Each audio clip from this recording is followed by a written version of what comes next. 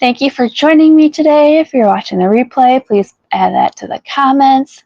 I appreciate you all being here. My name is Natasha, and I am with Families Thriving Naturally.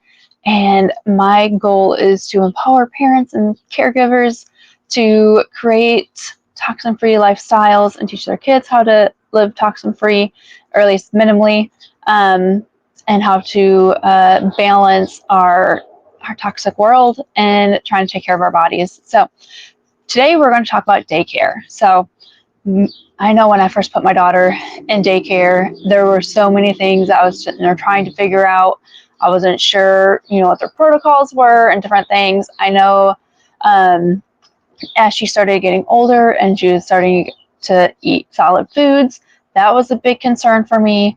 And so I just know this is going to be a topic that, especially for new parents or someone who is new to the toxin-free lifestyle, is how do I approach this? So let's get started. Let's see here. Oh, before we do get started, make sure you like and subscribe to this channel, please. That'll help me be able to reach more people. I really appreciate it. All right, so as we're going ahead and get started, first thing is bring your own dishes and food. So when my daughter started eating solid foods, I went to her doctor and asked for a note that would state that I was allowed to bring in my own food. It was very general, didn't specify any allergies or anything like that. It just said, please allow the mom to bring in her own food for the child. So very, very generic. So you definitely suggest you talking to your doctor, see if they'd be able to write that note so you can bring in your own food. I am not, I don't have enough time to cook all my own food and pack it. So on the days that I can, I do. The other days I did some research and I ended up going with Little Spoon. It's not my absolute 100% favorite. They had added sugars and things into it, which I don't care for, but it was the best that I could find at the time. And so I would use that as her meal, and then I would use the purees. I put those in the reusable pouches, and I would have that as for snacks. So I also would bring my own stainless steel containers, and I would bring those full of her snacks. And I think I used Think Baby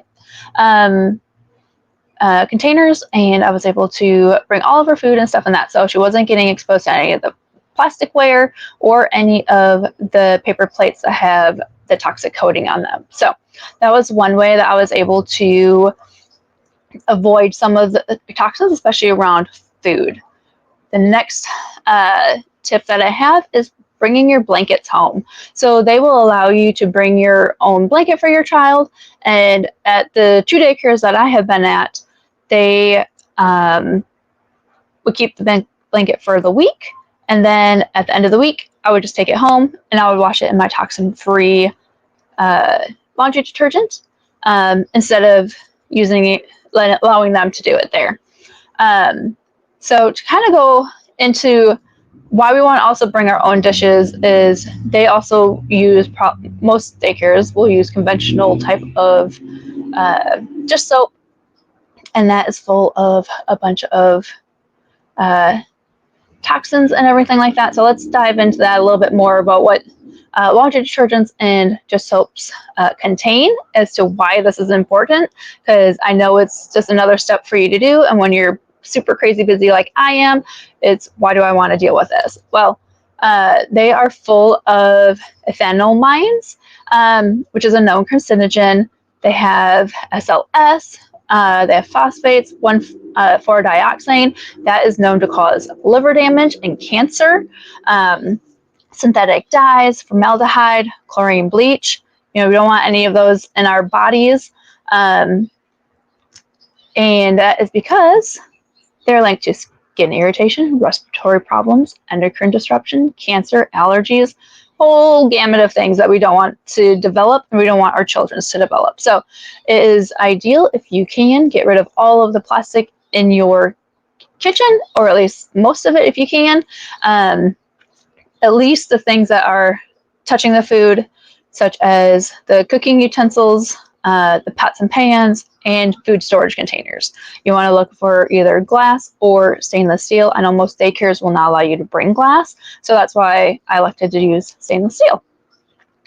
All right, so the next tip I have is bringing your own wipes, diapers, and extra clothes. So the extra clothes is so that you're not putting on the daycare clothes. Again, those are washed in the laundry detergent that we just went through, have full of those toxic chemicals. So make sure you're using, your toxin-free version at home. So bring those extra clothes.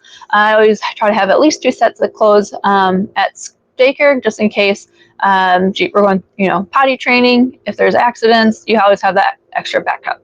And then diapers and wipes. So they, again, buy the cheapest, most conventional brands. So make sure that you're bringing your own wipes and your diapers to make sure your child isn't getting exposed to any endocrine disruptor, especially on the most sensitive skin of your body.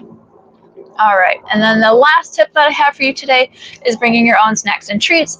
Kind of alluded to this with the first one about bringing your own food, but one of the things that I've started doing now that my daughter is a little bit older and all her friends having birthday parties, and you have all the holiday parties coming up here. We have Halloween and Thanksgiving, and then they have a Christmas party. And so I have started, when I make any desserts at home, I always make extra, and then I freeze that. So now I have a baggie full of cupcakes. So all I have to do for her friend's birthday party tomorrow is take it out today, let it thaw out. It didn't take very long, maybe 30 minutes, and it was already thawed out. And then I'll put some frosting on it, and she'll have her cupcake for tomorrow. So that is one way that I try to ensure she is getting quality food while still being able to enjoy the social events that are in her life, such as the birthday parties at daycare.